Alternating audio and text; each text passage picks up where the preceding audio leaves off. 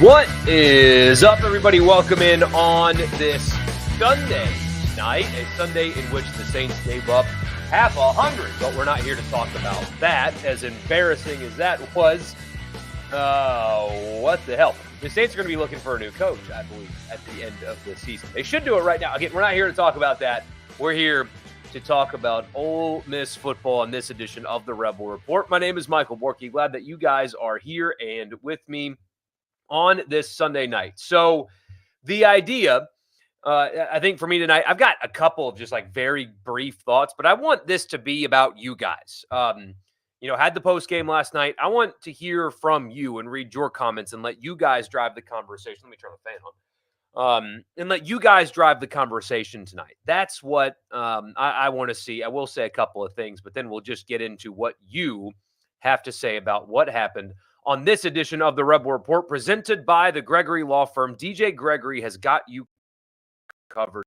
If you're a small business owner and you need legal advice, or look, if you're a small business owner and you don't need legal advice today, but in case that day comes where you need somebody to guide you through it, save this phone number, 662-397-9799. Also, personal injury and maybe some contract disputes as well. DJ Gregory of the Gregory Law Firm. He's in Saltillo, Mississippi, but if you're in this state, he can service you anywhere. DJ Gregory, the Gregory Law Firm, 662-397-9799. You don't want to be left out in the cold, so save that number. You may not need him today, but that day may come, and you don't want to be lost. You want to get the best legal advice that is available to you. The Gregory Law Firm presenting the Rebel Report. Don't forget to subscribe as well if you're watching or listening and you have not subscribed yet. Pull out your phone, your favorite podcast app, search Rebel Report, subscribe, and leave a rating and a review. But you heard a lot of thoughts about the game in the post game from me. If you haven't, it's there in the podcast feed for you. But something that I've been thinking about a little bit today is let's rewind all the way back to the Wake Forest game. And remember what the takeaway from the Wake Forest game was. It's, yeah, they were dominant and a lot of good things happened, but they were sloppy. That was a sloppy game. You had a bad interception from Jackson Dart. They didn't execute well. There were too many penalties, things like that. And then Georgia Southern, it was the same thing. It was like, yeah, they dominated, but it didn't look perfect. And at the time, it was like, maybe they're just bored. But the same thing happened, of course, with Kentucky. That was a sloppy game. Ole Miss did not execute well. They got outplayed and outcoached, and they made more mistakes than Kentucky did. Penalties, inopportune turnovers, the Trey Harris fumble, inopportune penalties, missed deep balls, bad play calling, bad offense, bad approach, etc., etc. Even South Carolina, they dominated the game, especially with the front six on defense, but think about the second half against South Carolina and what happened there. You had the Juice Wells fumble through the end zone, taking points off the board. You had a metric ton of missed deep balls from the quarterback. You had bad penalties. You had bad line play. South Carolina kept Ole Miss off the board with the exception of 3 points in that game. It was sloppy. They were not particularly sharp in that game. And then yet again with LSU, what cost Ole Miss the game? I saw somebody today say that it was the crowd. No. When it's the same symptoms as a home loss to a lesser team, it's not the crowd that lost the game. It's the same problem that has persisted over many weeks, including in dominating wins. They were sloppy yet again last night, like they were against Kentucky, like they were against South Carolina at times, like they were even against Wake Forest in that dominating win. You had a missed field goal. You had a fumble in your own territory as time is expiring in the first half. You had a really, really, really bad interception, especially when you see the out wide image that's going around of Caden Priestcorn without a defender within 20 yards of him. You had a holding call that negated a first down in the red zone. You had a fourth and about this far in the red zone, and the play call was a 160-pound running back running up the middle in which Jordan Watkins was lined up at tight end, and his responsibility was to block a defensive end. You had inopportune penalties. You had mental mistakes. You had bad quarterback play. You had sloppy football.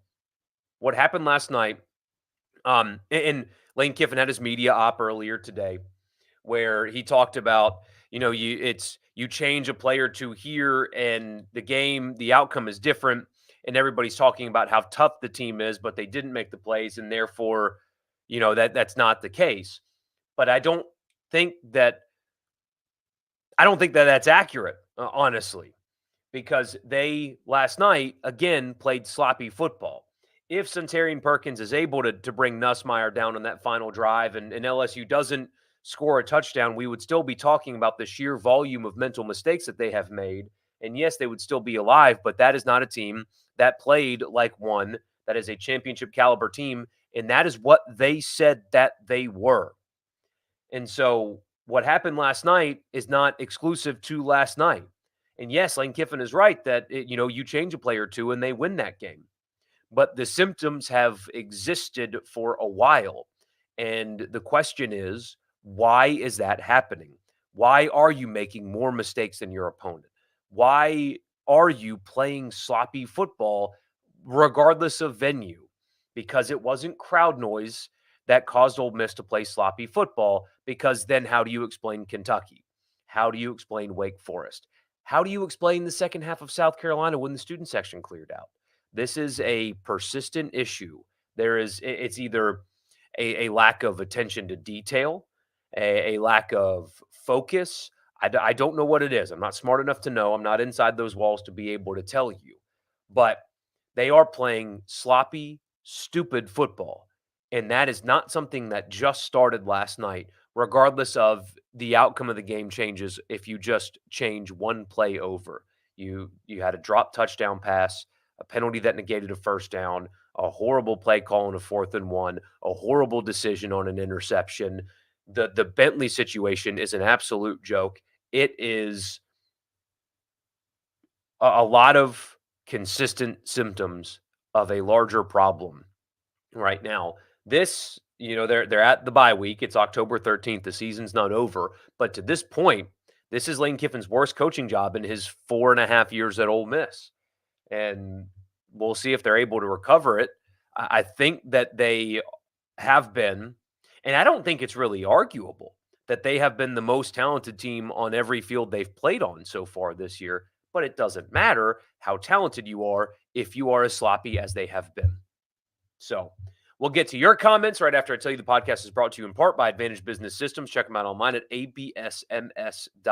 Advantage Business Systems has you covered for all of your Mississippi office technology needs. Tell them I sent you. You'll get a complimentary office technology assessment. So you tell them what you need and what your budget is, and they will find a solution for you on me. That's Advantage Business Systems, absms.com.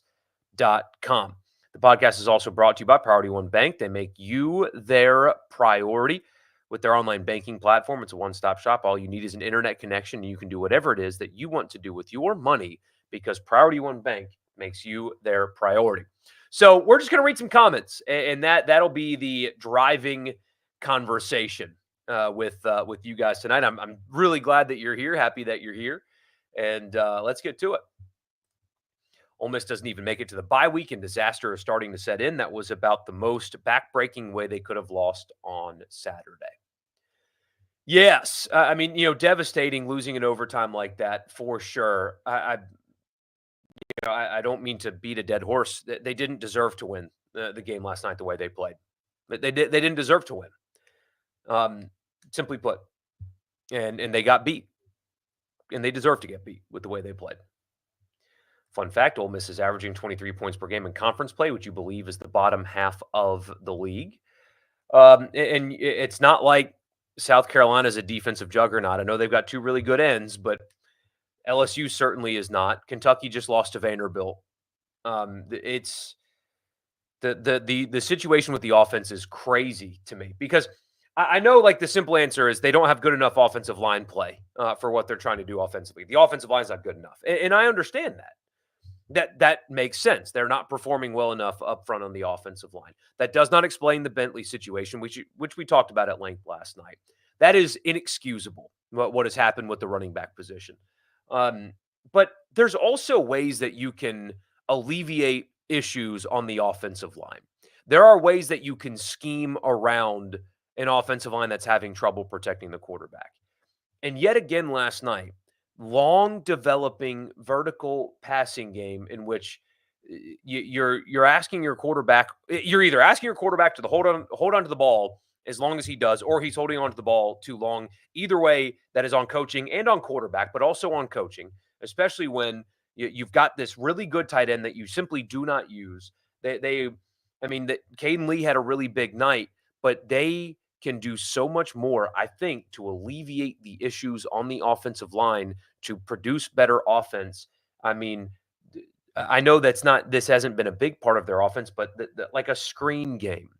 My gosh, the Bucks on like a 3rd and 16 got the Saints on a beautifully timed screen. The Saints brought pressure, and it was a perfectly timed play call. They don't do anything like that. Again, they don't use the tight end at all. They don't play their best running back, who's a home run hitter, for reasons that there's absolutely no excuse for. So yes, offensive line play is not good enough, but no, it's not like they're doing everything they possibly can from a play calling perspective to help their offensive line and their quarterback. Jackson Dart is struggling right now. Struggled some last night as well. Help your quarterback out. Look at what Texas did after Quinn Ewers' rough start. Pitch and catch, easy completions, simple stuff. Let him establish a rhythm instead of here, sit in the pocket for 5 seconds behind an offensive line that can't protect you and just throw vertically into double coverage. And again, I know that there have been instances where he's made those choices and there have been guys open underneath. Then you need to coach better and get your quarterback to take those opportunities as well. So I'm not absolving blame from Dart for not seeing that, but they're also asking the offensive line to do things that they're clearly not capable of doing consistently. It is that the offensive approach is mystifying considering who the head coach of the team is. And you guys know me by now. Charlie Weiss sucks. Charlie Weiss sucks. Kiffin's got a headset and a play sheet, and he's the offensive minded head coach. He's the offensive mind. And so if he is not stopping it, he's endorsing it. So they probably do need some fresh perspective from the play caller, but Lane Kiffin is the head coach. If they're struggling on offense, that's where you point first. Vandy has a better SEC record than we do, and their coach has a win against the number one team. Kiffin can't win big games. See, I've pushed back against that because he has won big games at Ole Miss. This season, Ole Miss has been poorly prepared. You're not late. We're just still waiting to see if a 185-pound back can make it on runs up the middle for an entire game. We should contact Oxford Police and file a missing persons report on Bentley. I talked about it some last night, and not some, a lot. It's just that there has been players on that team that have been arrested for allegedly committing actual crimes, and they have been punished less than whatever Bentley did. And honestly, he doesn't pass block good enough. That is not an excuse when they were playing a walk-on that, with all due respect to the young man, is not an SEC back ahead of him until October 12th, and they only played Bentley because they had to because of injury. There is no other explanation. Parrish playing is fine. He's had a good year, but last night Bentley very clearly was and is the better back. He has not lost a step, so that excuse is out. Whatever the doghouse thing he found himself in should have ended in week 3. But instead, against Kentucky, you played only for a few snaps, a walk-on that doesn't have it at this level. And Parrish, who was limping around in that game, and you kept on the bench a running back that is a very clear home run hitter that can break open a game, and he did it last night. And even after he did it last night, they still didn't play him that much. He only got 11 touches. He had a 50-yard touchdown run. On his other 10 touches, he had 54 yards? Over 5 yards per carry, but they only gave him 10 other carries besides his big home run ball. So that's malpractice. It's stupid and it's inexplicable. There is no rational explanation for why he has not been playing. He is their best running back. He is a home run hitter, and they have kept him off the field intentionally for reasons I do not know for sure. But unless he committed murder, then he should have played against Kentucky. And frankly, him getting the bulk of the carries against Kentucky probably is the difference. Him not getting the bulk of the carries last night very well could have been the difference. And I know that's oversimplifying a more complex issue with the team, but there is no other explanation besides something that is dumb. That's the truth. Anything to read into Kiffin's reaction to Kevin Smith after the Bentley big touchdown run? Probably, but the head coach has ultimate veto power. If your running backs coach is not playing the right running back, you tell him to. You're the head coach. So basketball coming soon, huh? Yes, absolutely. And the team is possibly going to be quite good. A lot of really good pieces there. The team has been incapable of finishing, which is a direct contrast from last season. Complete opposite of last season. Mississippi State is averaging more points per game in conference play than Ole Miss. Yes, they are. And they have played Georgia, and they have played Texas. The offensive line without Judkins has to be the worst you've seen in the Kiffin era. Is there any reasonable excuse right now as to why Bentley isn't getting more play time? He was clearly the best running back out there last night. No. Nope. Nope. They played Judkins last year. See, and that's what all of the stuff, the doghouse thing, like there's rumors about him missing meetings and stuff a few weeks ago or whatever. Judkins threatened to hold out of a game for more NIL money, and he played. Not only did he played a lot. He was a locker room issue last year, and if you believe, allegedly, threatened to hold out of a game for more money. They called it a rib injury, I think is what they called it. But he threatened to hold out of a game, and he played. So, no, there is no reasonable excuse. None. Zero. None. Absolutely none. Lebby's a better play caller than Weiss. Not surprising. State is averaging more. I agree with that, but also Kiffin's got a headset and a play sheet. If he doesn't like what's being called, then he needs to take over and change it.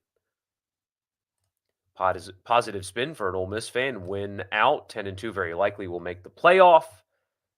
The goals are still in front of you in the new model. They are. I just don't think that they will achieve them with the way that they play. You're right. I mean, especially with how the losses are, and like Alabama, Alabama's going to lose again. Tennessee's going to lose again. The Big 12 is going to eat its own. I still think a 10-2 SEC team will make the playoff. So they are not eliminated. A third loss eliminates them. But I don't see them doing that. They could. It's possible. I don't see it happening. And you like Dart, but it's obvious to you he is not taking the next step. That interception he threw is inexcusable. He has regressed. I don't think they're helping him much, but there's regression there. And frankly, I know he was upset. I don't like the optics of his press conference last night. Hood down and just very, you are a highly paid professional football player now. That is what he is. I don't know what all of you make, but I'm willing to bet that he makes more than 99% of the people listening to this, including the person talking right now. Significantly more. Significantly more than I do, and significantly more than most of you. And that's not a shot at you guys. It just shows how much money that he's making. And I thought the optics of his post game was not good last night. What are my thoughts on Diego Pounds and his production? I think it's not good enough. It is absolutely not good enough. Not good enough at right tackle either. Penalty machine on the right side. None of it's been good enough up front. Negative spin. You've played 3 teams, 500 or better, and you're 1-2. Worse, Mississippi State, a full gut job rebuild, has a better scoring offense and SEC play against 2 top 5 teams. Yes. You were fighting that fight in my mentions last night, Chase. I remember. I remember that. But you're not wrong, though. I mean, dude, which offense looks better right now? There's truth to that. Still not sure if Dart is taking a step back or he's just constantly scared for his life behind that paper bag offensive line. Yeah, but being scared or whatever does not excuse the. I mean, I guess a better thrown ball could have been a touchdown on the interception, but look at the volume of LSU players around that ball when you have Priest Corn on a check down with literally nobody around him. It's a bad decision in a spot where you didn't need to make that decision.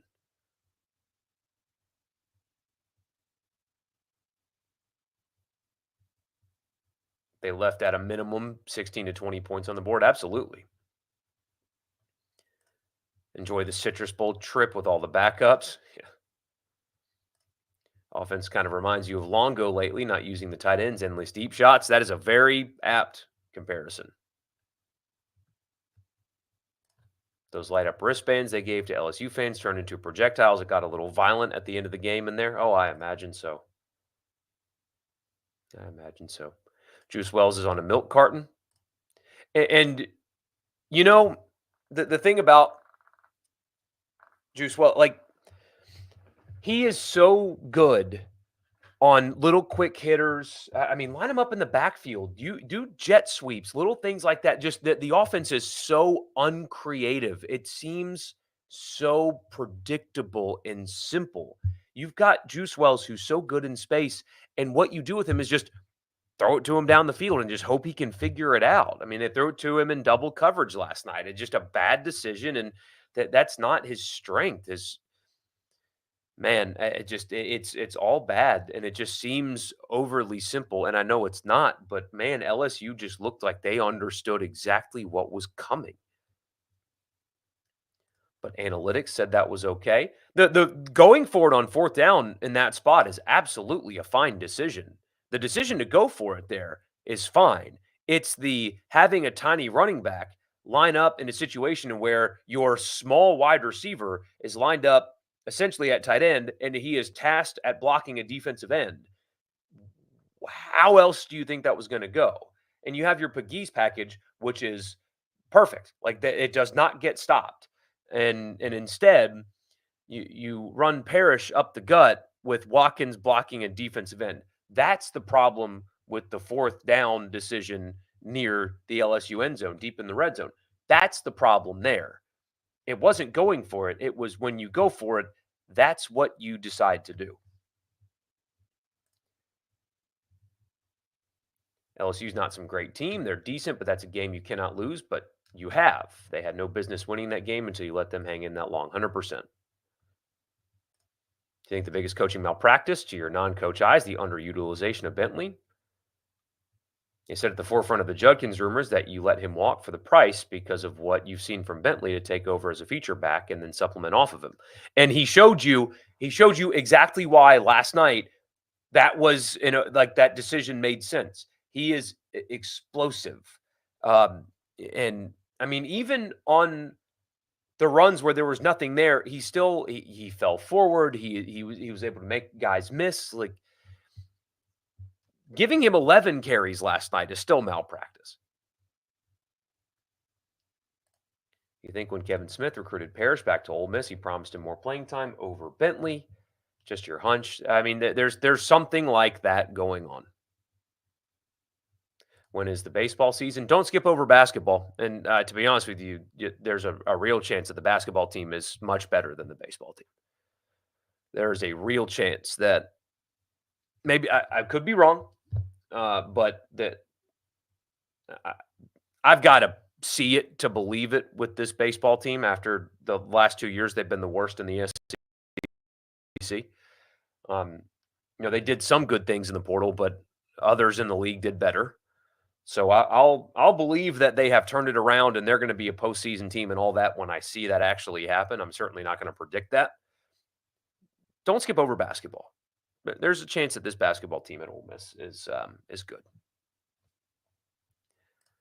The Bentley saga has driven fans into a breaking point on this season, and rightfully so. Absolutely. And then the NIL component, right? Because the fans stepped up and gave Lane Kiffin everything that he needed to win.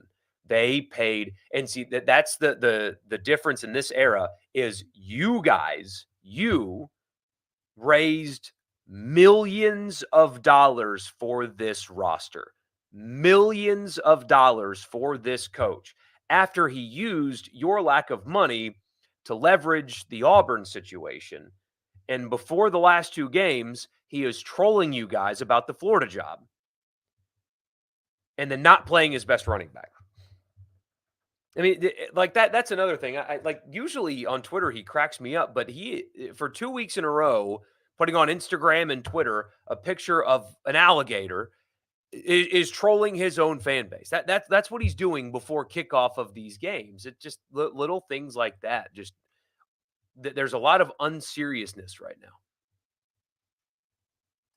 If Kevin Smith is the one preventing Bentley from playing, he needs to be fired yesterday, and Lane needs to re-examine how much he trusts his position coaches, or just tell them what to do.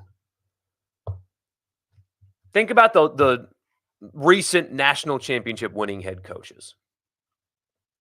Would Jim Harbaugh play a walk-on over a running back like Ulysses Bentley?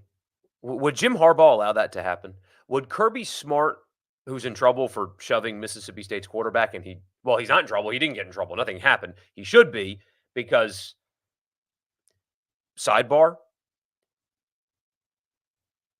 the coach whose program has had an impossibly high volume of arrests is melting down on the sidelines to the point where he shoves the opposing quarterback. Maybe those two things are related.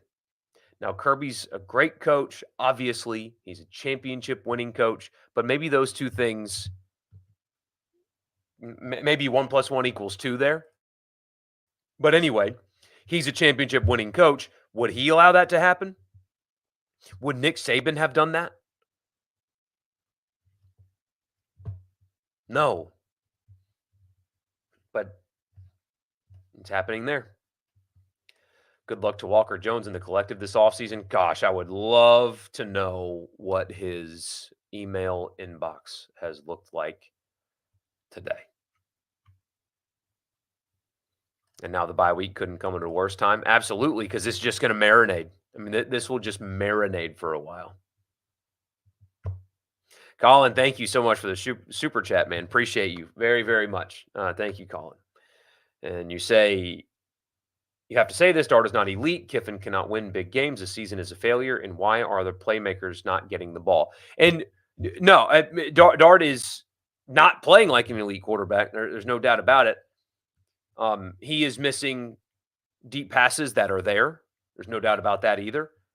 But your last sentence, I think, is also important. They're not doing a good enough job of getting their playmakers the ball in space. They're not doing a good enough job of being intentional about the tight end position. They're not doing a good enough job of helping their struggling quarterback. Jackson Dart's not Chad Kelly. Chad Kelly, for all the stupidity, that was an elite quarterback. He had an elite skill set.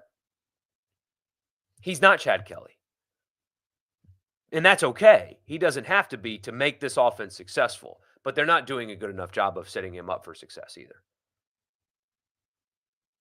You just don't understand the reasoning then. In what world is he running back 3? In the Ole Miss football world. But not in the real world. He didn't get beat out. And that was the line that you guys were fed for weeks, is Matt Jones just beat him out. No, he didn't. He's not better. And it's a shame that Matt Jones now is like a point of contention because he doesn't deserve that.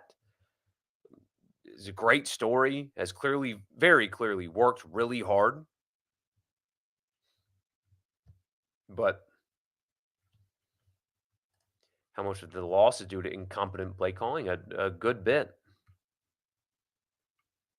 The Ole Miss defense is still really good, and Pete Golding deserves none of this. The only knock on them is they can't finish. I mean, multiple fourth downs on that final drive. They give up too many third and longs, but they played well enough to win last night. 100%. They played well enough to win last night.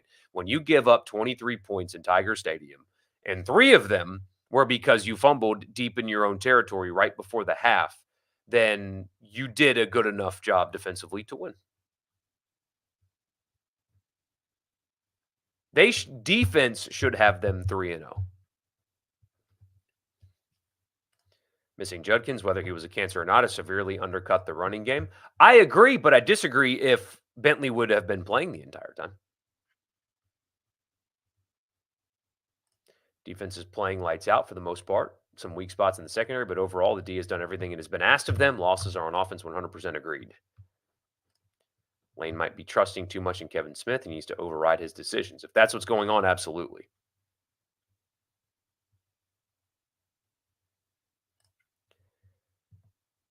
This was Kiffin's chance to make his mark on college football. Had an entire offseason and 4 gimme games. Getting out coached is inexcusable. And as I said last night, that the championship stuff started from within.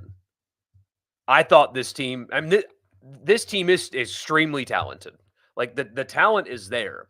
They are talented enough to be undefeated right now. They should be, but they're not. So again, I'm not Hugh Freezing. They're not. They didn't coach well enough. They didn't play well enough. But um, there was a reason that I and a lot of people thought the team was going to be very good. It started from within. They talked about it. They embraced it. They did the last dance thing. That started there first.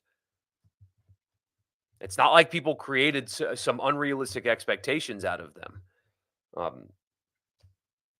Not at all. You commented on a post of Callie Prieskorn and asked why Caden wasn't getting the ball and said you felt sorry for him. And she said, I too would love this answer. Coaching problem. Oh, maybe not you, somebody needs to stop saying things on social media. Nothing good comes from that. And I'm speaking to myself there too. There are things that I shouldn't say on social media. 100%. But, you know, as a player's wife, maybe there's some things that you shouldn't put on social media. That's all. Kennedy got picked on, plays hard, but had a rough one last night at times, 100%. You like Jackson, but Corral probably wills him to a win in that game. He was such a baller, and it all falls at the feet of Kiffin. The roster is one of the best in the SEC. NIL is healthy here, and he proved in the previous seasons he could win the games he's supposed to, not this year. Why did Lane tweet a Gator? 2 weeks in a row. Well, I guess last week was on Instagram. That's I feel like I'm a hypocrite because I do like a lot of some stuff he does on Twitter is really, really funny. But the Gator thing is, if he doesn't understand that is trolling his own fan base, he needs to understand that. He needs to cut that out. He won't. I mean, it's Lane Kiffin. But he should know, and if he doesn't, he's an idiot. He should know that there is clear connection, whether it's real or not, for him and the Florida job that will be coming open soon. And before a loss, you're tweeting a picture of a Gator. And then last week, I guess it was Instagram, you're putting online pictures of alligators. Why are you doing that? What is the point of that? When you have a fan base that has fully funded your very expensive, underachieving roster, why are you doing that to them? You already whine and complain about them leaving blowout games early. Why are you doing that? There's nothing that could come out of that is productive in any way, shape, or form. It's dumb, but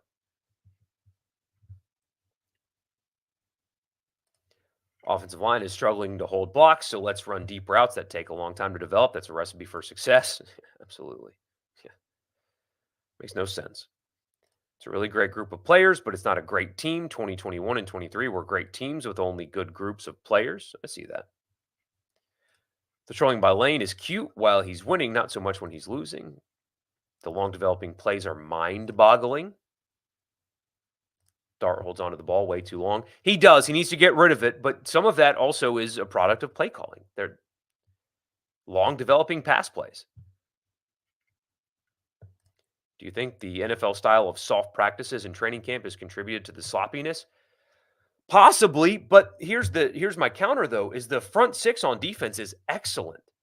They are physical, they're disciplined, they tackle well.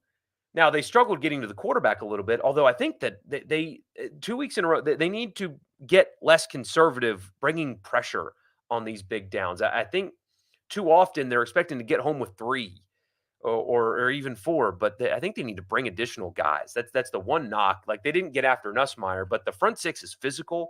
They're really good at stopping the run and they tackle well. So I don't know. I mean, it's certainly a fair question though. Paris was getting blown up on pass blocking all night. Don't want to hear that Bentley doesn't pass block. Exactly. Stop long routes. Jackson can only throw 40 yards. He can throw further than that, but definitely not consistently right now. Definitely not consistently right now. The offense, despite having returning talent and new proven talent everywhere, can't do much at all if Trey Harris isn't on the field. Another one, use tight ends more. Absolutely.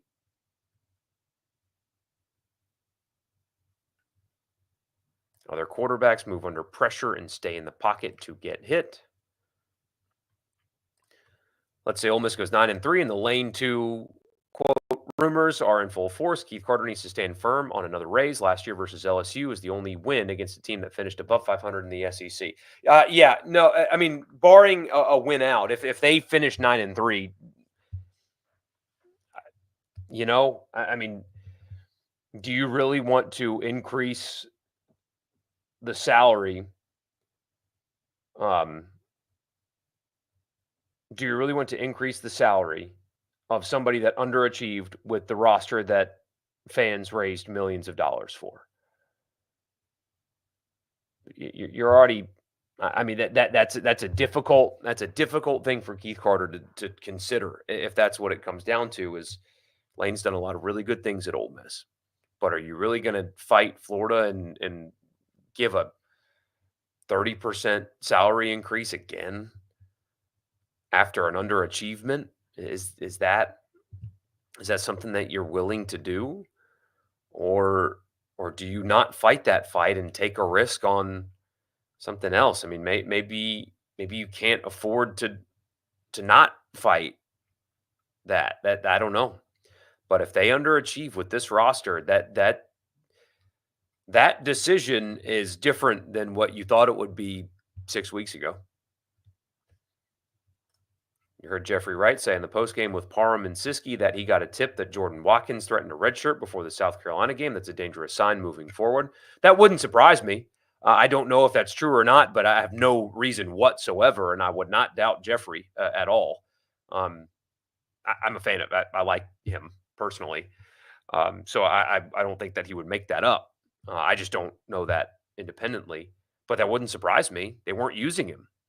They weren't using him, and that is college football today. They weren't using him. Now, I mean, I guess players could opt out for the rest of the season, but everybody's played more than 4 games now, so you can't redshirt anymore. Although I guess Key Lawrence is. Could be wrong on that, but I think that that's what's happening. I don't know. I think that that's what's happening. But everybody else has already played, so they could opt out, which would be a really bad look for their pro prospects right now. But yeah, lose again and see what happens. God knows. I mean, they'll have 45 players for the bowl game, maybe.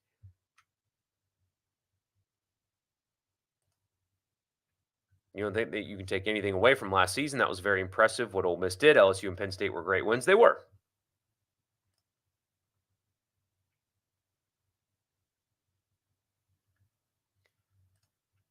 We may learn a lot about the way heavily utilizing transfers affects culture going into a bye week season looking lost with those 1 year transfers. Will those 1 year transfers phone it in?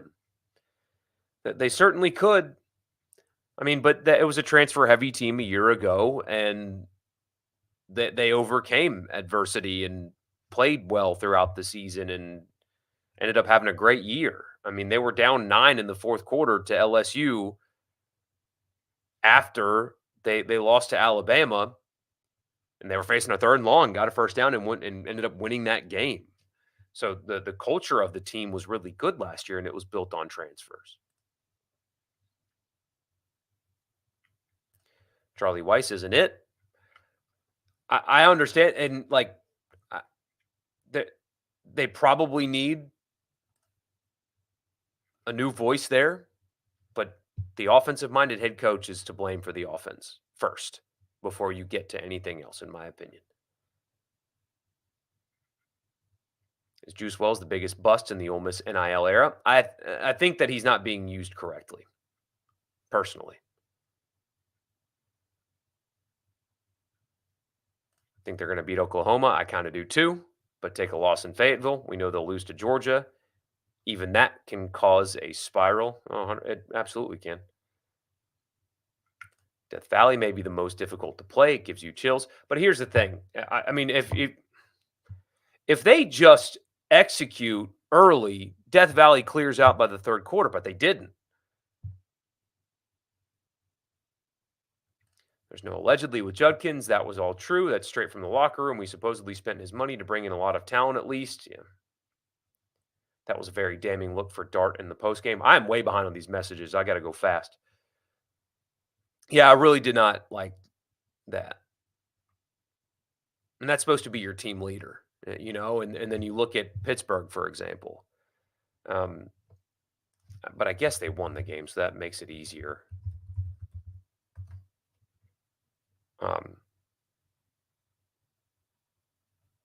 but still, I mean, Pitt's quarterback after the game, they beat Cal. So again, it's easier after a win, but he's standing up at the podium. He played like crap, and I played like a freshman today. That's what happened. It starts with me. I played poorly. I played like a freshman today, and like was very. It was just different optics. And again, I know they won, so it's not really fair, but can't believe the amount of holding calls that were called on Ole Miss and the amount that were missed for LSU. Do you just have red and blue glasses on, or what? I mean, I think Walter Nolan gets hold on basically every play. Basically every play he gets held on. There were definitely some missed holding calls on LSU, but sometimes the Ole Miss tackles make it too obvious. Sometimes they do.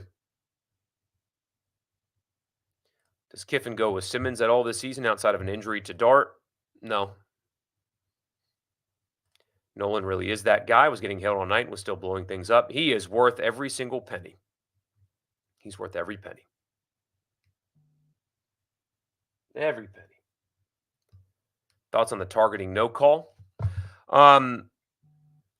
I don't think that should be a targeting ejection, but I don't understand how that wasn't targeting based on the rule. I mean, I know the quarterback slid into him, but he lowered his head. Made contact with the crown of his helmet. He got very lucky there. I don't think a play like that should lead to an ejection at all, but he got very lucky for sure.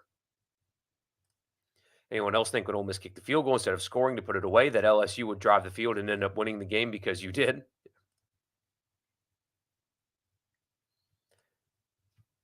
Cold Ouchia, thank you for being in here, man. Appreciate you. And he thinks that Ole Miss can. He's an LSU fan. Thinks that Ole Miss could win out. Says Georgia is questionable, and so is Oklahoma. Good game with a lot of exclamation points. Man, I see your Saints avatar. I liked a lot of what I saw from Rattler today. He's not perfect, of course not. He's a rookie, but my goodness. Dennis, the only thing that you can say about Dennis Allen's era as a head coach for the Saints is that the defenses have always been good, and his quit on him today. It's over. Give the team to Kubiak, see what he's got. It's over. You're not overcoming what happened today. His defense quit on him, and that's the only thing he's been good at as a head coach. You had no faith they would get a stop. They did more than enough, and the offense let them down. Absolutely. Is it just you, or do the two most brilliant offensive minds play calling look like they are in panic mode anytime they are in a big moment?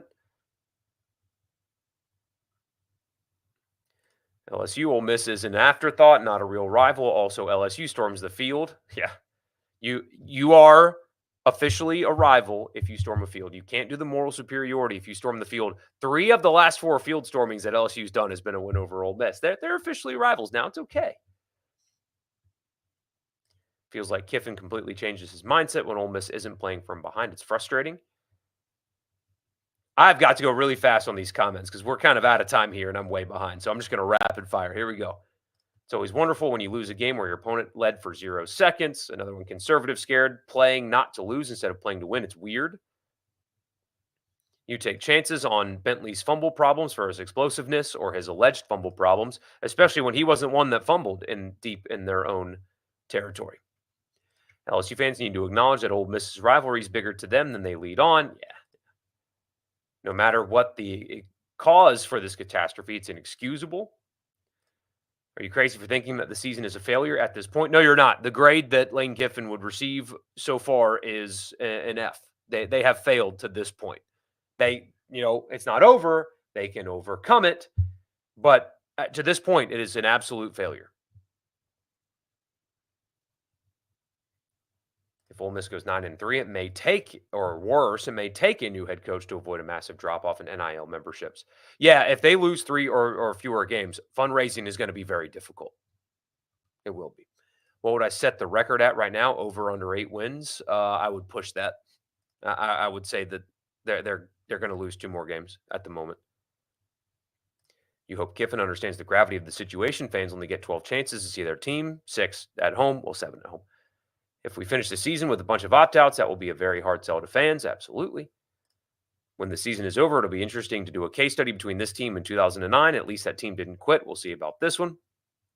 Lane needs to get serious. The Twitter posts are pathetic. Complaining about the fans is ridiculous. He's chastised us and told us to have better expectations in 2020. He has failed to live up to them. May look back and say the stage was too big for Lane and this coaching staff. I will say, I know I'm trying to do rapid fire, but Ole Miss has given him everything he needs to succeed. This is not an Ole Miss problem anymore. You'll say it. Jaden Kennedy is a clear liability. At times, he certainly can be. If players opt out, don't they lose their collective contracts? I believe that is the case, yes. Now, some of those guys will go to the NFL, but that's something to think about. And opt-outs during the season are viewed very poorly for some NFL teams. I know that for a fact. I don't know about all of them, but I know some of them view it very unfavorably. Even bowl games, NFL teams, some view them unfavorably, despite what media thinks. Charlie Weiss needs to go. I'm sure we'll see people say this is why Lane can't win at Ole Miss when the blame for this falls on him. Exactly. You're going to see some of that narrative, and it'll be wrong. He's gotten everything he's needed. Might want to have a look at Kiffin's 2012 USC team for how he has underachieved in the past. Kiffin didn't troll about the Auburn job in 22, but he was interested in it. Kind of did. I mean, he leaked a bunch of stuff to Chris Lowe. And he also, during the week did the stuff with the Sokolov, and no, he handled that poorly too. Freeze got Ole Miss on probation. Yes, he did. It's quite some time ago, though. Bottom line takeaway, 10th in the league through 7 weeks is dramatically under expectation, and it's not that the expectations were unrealistic. They were not unrealistic. Absolutely not.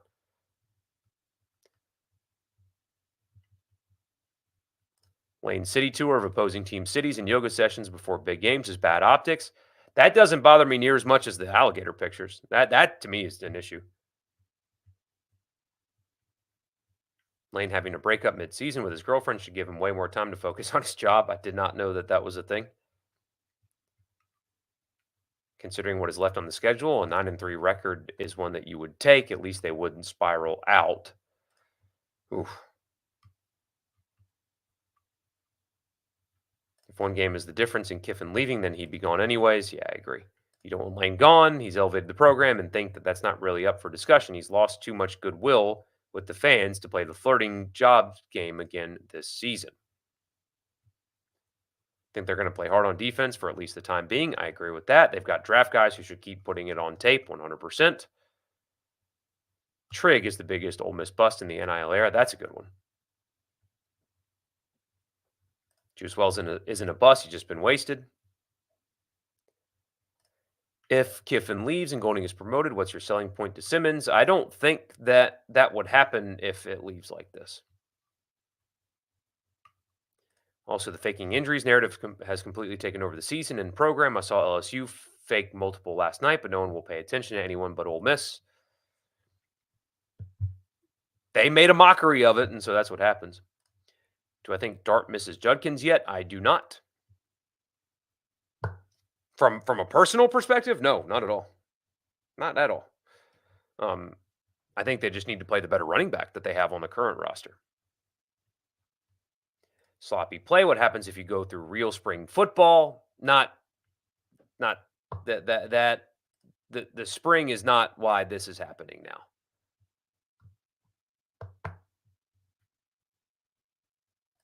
Even yesterday, at least in my opinion, the spring practice is not why this is happening now. And the 4 non-conference games are also not why this is happening now either, I don't think. I think that they were sloppy in the non-conference games. There is something amiss here. It's not just when we maybe I'm wrong. I think that this goes back to coaching more so than and not like coaching in the moment and not did they go through a real spring practice. Even yesterday, State faked an injury and they still referenced Ole Miss. That statement on Friday was bizarre. You're a collection of good players, not a team.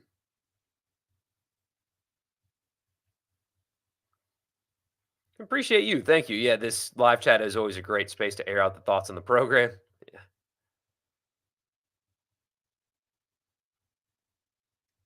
Please like the video. All right. Got through it. Thank you guys. Thank you so much. I appreciate you for being here as always. We'll be back on Tuesday for sure, as we always are. But thank you for being here tonight. It is late, and we went long, but that's okay. Just wanted to read as many messages as possible. Thank all of you for being here, and we'll be back on Tuesday at 8:00. See you then.